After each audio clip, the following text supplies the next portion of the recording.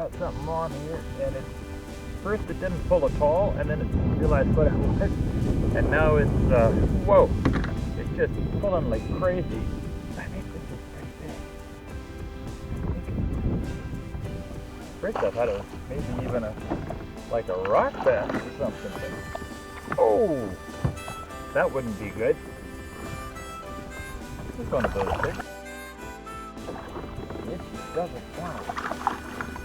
Oh! Oh man. Oh man.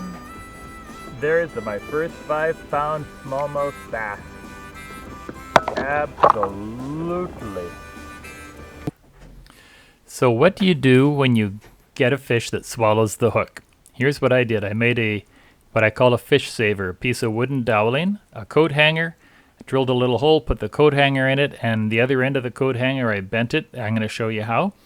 What you do is you hold the fish by the mouth any way you can, slide the coat hanger part through the lowest part of the gill, grab the fishing line, and once you pull it back down through the gill, you can pull on that line, and it'll cause the fish hook to literally turn 180 degrees, and then you can reach in with your pliers and pull it out.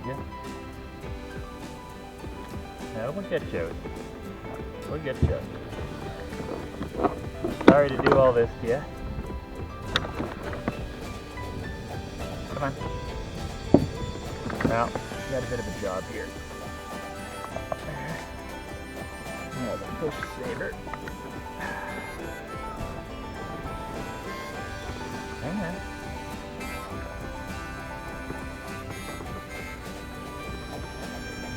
Almost got you, you know. Yeah.